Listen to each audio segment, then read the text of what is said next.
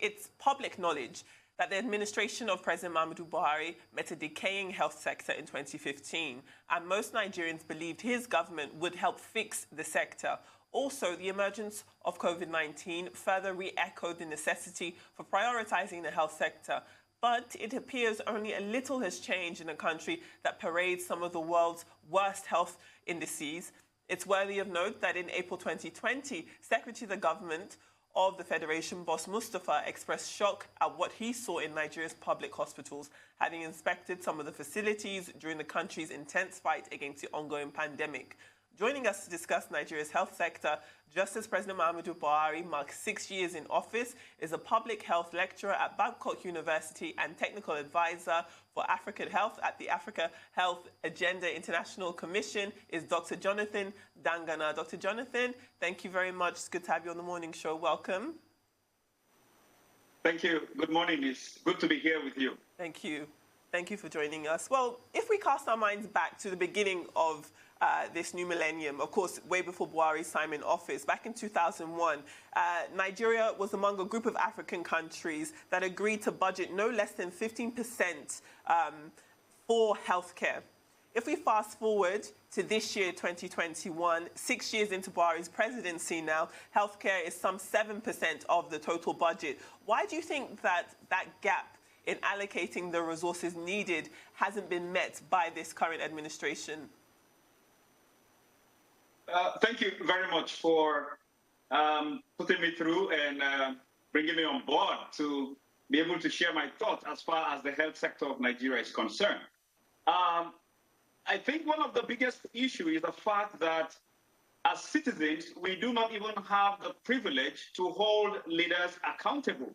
And from a more specific point of view, you will see that successive governments have come up with election decision or manifestos, as the case may be, but there is really nothing that you will see that is specific that addresses the health concern of the citizenry to which they are coming on board to govern.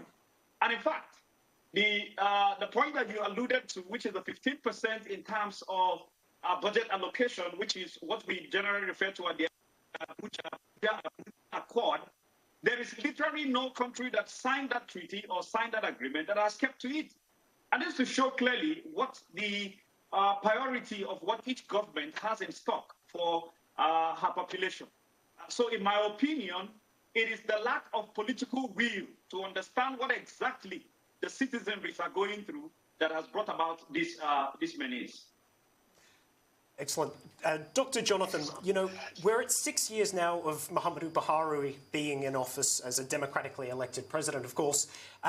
How would you rate Buhari's reforms or attempted reforms of the healthcare sector of Nigeria as compared to the previous government, that of Goodluck Jonathan? Thank you. As young as I am, let me put it very clear that my president, by the year 2016, made a very assertive and strong declaration that he will ensure that public office holders will not make use of funds that is, made available by the citizenry in terms of tax. He will ensure that such monies will not be used by any public holder to go to seek for help abroad. Today, you and I are testimonies to see if that statement or if that has become a reality. And it is not in my position here to say, Mr. President of today has done X, Y, Z vis-a-vis Mr. President of a day before yesterday. But the scorecard is fundamentally different. For me, the issues are still one and the same. It doesn't matter who is there or who was there. And it is not an issue of being trying to figure out who does better. Now, subjectively, if you will want to look at successive government, then each government has a scorecard by which you will use to say, listen, this government was able to achieve this. And as such, because of this government has done better. But objectively, which is where my position stands, objectively, none of the successive government have done anything tangible that the common Nigerian man will be able to say, listen, I have what it takes to get up and go to the hospital to go and seek for help. And as such, you can clearly see that, in my opinion, as a citizen of this country, the government has done nothing but woefully failed in administering her activity as a government of the day, which one of the mandates that she has is to ensure that an economy will become viable, but our economy can only become viable when there is a healthy workforce. And in the absence of that, then any other thing you are talking about is just a daydreaming or building a castle in the air. All right, Jonathan. Well, the emergence of COVID-19 has no doubt re-echoed the necessity for prioritizing the health sector, but it does appear that only little has changed. Now, how do you think the government could have capitalized on this pandemic to improve the health sector? You know, on a very sad note, I will say that I am happy and I am sad at the same time. Happy in the sense that COVID-19 has brought a reality on everyone, including those who would have been able to afford it, to see the depth of the rot that exists within the health sector of this country. Were it not for COVID-19, most of the individuals who are suffering one form of ailment or the other would have literally been out of this country. But thank goodness for COVID-19, which has brought that reality. And of course, in the introductory part of this discussion, you made mention of what the Secretary of the Federal Government of Nigeria has said. In fact, it is surprising to hear that at that level, at that hem of affairs, you do not even have a grasp of what exactly the landscape of the health sector looks like. But COVID-19 has brought this reality before everyone. See, sadly, I was talking to a colleague just yesterday night, and you know, the father is critically, well, let me not say critically, but in my opinion, critically sick. Not because they cannot be able to afford it, but they have traveled the length and breadth of this country in search of basic health care. And as it is till to this moment, they have not been able to find where this is going to. In fact, this friend of mine said, and I quote her, she said, I have been carrying the Nigerian story in my head as if, you know, I own Nigeria. If anything should happen to my father, I don't know what else I have to say about this country. It will just be a done deal. Now, this is just one person out of 1,000,001. So COVID-19 has brought a new dawn in terms of understanding what are the dynamics that confronts the health sector. And if we're going to look at what our status of in terms of manpower is, or you want to talk about what is the status in terms of equipment, of what to do, the situation is just appalling. It's as bad as anything that any individual who is in love with his health can think about of what the problem of this country has in store. Well, you know, you did touch on brain drain already in your earlier answers there, and it continues to be an incessant problem. If we look at the World Health Organization's recommendations, they recommend that in any country there should be 1 doctor per 600 people. However, right here in Nigeria, it's 1 doctor to 5,000. Further to that, you've got the Minister of Labour, Chris Ngige, saying that Nigeria has enough doctors and couldn't care about the mass exodus of Nigerian doctors out of the country into other places. First and foremost, how do you react to a statement like that when we have still medical tourism, a huge issue in this country despite COVID-19? Buhari himself continues to travel out of the country for medical health care. That must be, when you look at his own administration over the past 6 years, the fact that he himself must travel abroad for health care, surely that's damning to his own political legacy. Do you agree with that? I will clearly say that his action and his words are enough for anybody to give a scorecard. Like I clearly mentioned, in 2016, he clearly said that I will do this and I will ensure that political office holders do not make use of officials holding, public office. He will ensure that they don't use public funds to seek for health care abroad. Today, the same individual who has made the same claim is before you and me. And of course, the figures are clear. Who is it me that you will come back to me and ask me how many times I have gone to either the UK or America to go and seek for healthcare, or even India, which has happened to be the one-stop shop for every African, in the search of healthcare. And interestingly enough, you will realize that in every of these countries that you will go to seek for healthcare, there is no developed country that you will go to and not meet a Nigerian who is making what I would call making waves as far as the issue of healthcare is concerned. In other words, our problem is not expertise. Our problem is not that we don't have manpower in quote, but what the political will to make that manpower carry out his or her duty in the right way that he ought to is where the problem lies. And until we come back to the drawing board, where else does this problem lie? It interests you to know that there are actually, the number is actually appalling. Just look at the UK alone. And I have shared these thoughts with a couple of personnel and a couple of friends. Between 2016 and date, the number of healthcare professionals, doctors alone, of Nigerians who have migrated to the UK has hit over 6,000. And up till this moment, as of January, you have about 6,000 nurses only from southwest Nigeria who are interested to move down to the UK for practice. Then what happens to the common Nigerian like you and possibly me who have the opportunity to talk on the stage today? Like, what happens when I fall ill? Will I get to the health facility and find somebody? And actually, it is. I don't know. I like the adjective to use. I don't even want. Appalling is an understatement. That a public office holder, and by extension, even the minister that you have accrued the statement to, is actually a health professional professionally, not politically professional, but professionally. He's also in the healthcare sector. And so you will be able to see that if there is anybody who will understand the depth of this problem better, he should have been part of those who will be able to be the town criers to say, listen, our situation is not what it ought to be. So, Dr. Jonathan,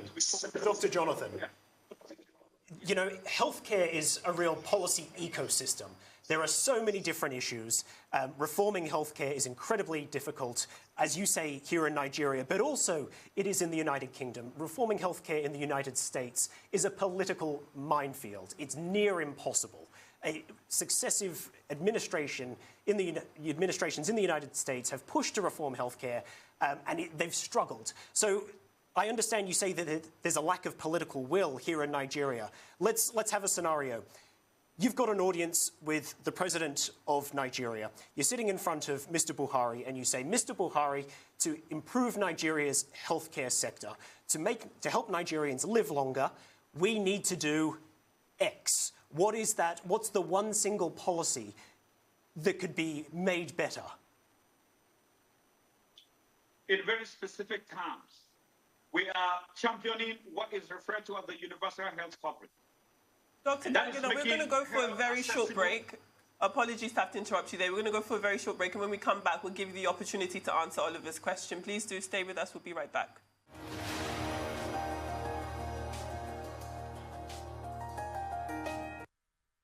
We're very fortunate to be joined by Dr. Jonathan Dangana. I'm very sorry, Dr. Jonathan, we had to jump to a break there, but to revise my question to you, pose it to you again. There are a lot of challenges in the healthcare space in almost every country. You've listed plenty of them, and you say that there's a lack of political will. So playing a hypothetical game here, you're sitting in front of Mr. President Muhammadu Buhari. You've got one wish. You can give him, the one thing, because you can't have everything in politics. You've got to prioritise. What is the one thing that the president can address or should address to help rectify the healthcare sector here in Nigeria?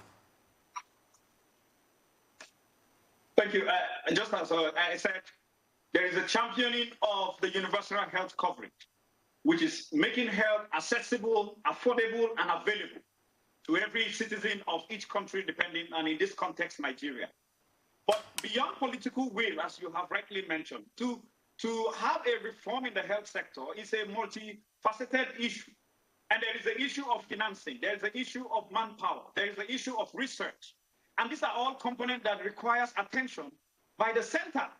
And each of these components cannot actually still function without the presence of having a government that is interested in making that work. And clearly you will see that each of these components has a significant amount of epilepsy that she's suffering, maybe even coma, and by extension you can say death. And like I did mention earlier, with the UK GMC, you have about 300,000 doctors. And as of 2020, about 8,000 of such doctors are Nigerians. That is to tell you that there is a significant exodus of manpower in terms of doctors in Nigeria. So if you are talking of that one thing that needs to be done, is to look inward. What exactly are the issues confronting this manpower that can dovetail into research, that can dovetail into how we can make financing available? By the way, when President Olusegun Obasanjo was in power, he brought about the health insurance scheme. By the year 2017, it will interest you to know that less than 2% of Nigerians have been enrolled into that scheme.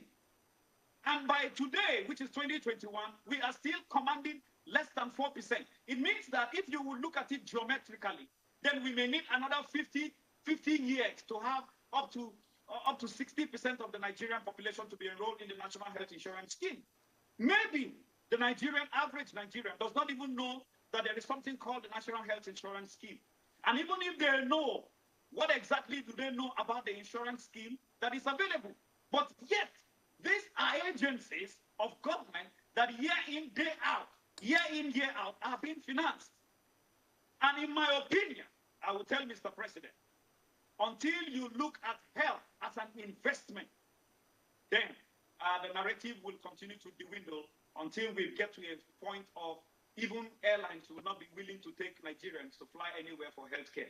And I think we do not need to get to that position or that point where even airlines or even countries will begin to reject those who can afford healthcare in whatever dimension that they may find themselves. Right. Dr. Jonathan, you have described the mass exodus of doctors as one of the challenges that, the Nigerian health sector faces. But there's also the incessant industrial actions by these doctors. Now, are you in support of these industrial actions or are you against it? As an individual, industrial action is not. I am not in support. But however, maybe you have heard this statement before, right? That when the desirable is not available, the available becomes the desirable. And it will interest you to know that before any industrial action will be embarked upon by my colleagues in the healthcare sector, there would have been series of engagements, series of back and forth. Say this, say that, agree on this, don't agree on this. And in most cases, those industrial actions are an outcome of an outburst of the fact that, listen, you have said you will do X, Y, Z. But here I find you even doing WXAB. Where are we headed to? Can I be able to even have the basic to even take care of myself?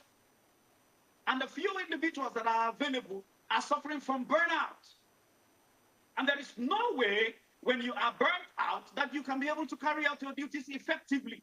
And so that is why I answered earlier by saying that, listen, beyond political will, there are other coexisting factors that are responsible in crippling the system. In crippling the system. And until each of these components is looked upon, the political will becomes a cheap action, a cheap outburst, a cheap response to those issues that are beneath it. And what are those issues that I did mention? Staff welfare, equipment. Our hospitals equipped. Can I get up today and say, listen, I am walking down to hospital XYZ, or I will get up to go to Babcock University Teaching Hospital and be able to find that I will find a doctor who will take care of issue 1, issue 2. If I will find that, maybe Babcock, I can be able to find that because Babcock is a private initiative. And then that is something actually I think government can key into by having the private sector also being an investor in this. And that is why I said until government sees health as an investment, it is beyond a social responsibility, but it's a social responsibility that requires investment.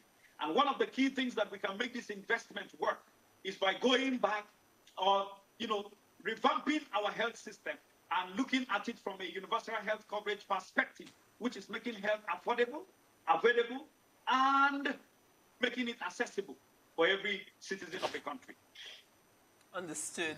I mean, not to say that this conversation has not been balanced, because clearly we're just talking about the facts as they are. The Nigerian healthcare system needs a lot of work, to say the least. But if we circle back around to the COVID-19 pandemic, we know that under this Buhari administration, there has been the establishment of a 500 billion naira COVID-19 crisis intervention fund. And the purpose of that was to upgrade the existing health facilities Nigeria has across the country, and also to finance a national special public works program. How has that spending shaped your view of Buhari's performance as it pertains to healthcare in Nigeria? I think the only credit, in my perspective, the only credit I will give to that is the fact that there was an idea muted and actually actualized to have government and private sector look at a problem for the first time from a holistic point of view. And these issues were well articulated such that you had people who invested. But today, even the media till today has not been able to come forward to say, listen, XY amount has been harnessed as far as the issue of upgrading health facilities across the country is. And then, of course, the next question will then be, what did you upgrade? Where did you upgrade it? What was the upgrade about? And I think beyond having upgrade, it's not just about upgrade. We must look inward. The health issues that confront a Nigerian in Southwest is fundamentally different from a health issue that confronts a Nigerian in Northern Nigeria. And it's also fundamentally different from the issue that confronts a Nigerian from Southeast and the South-South. But one thing remains, which is a common denominator across board, that we are all suffering from health issues. That is a common denominator.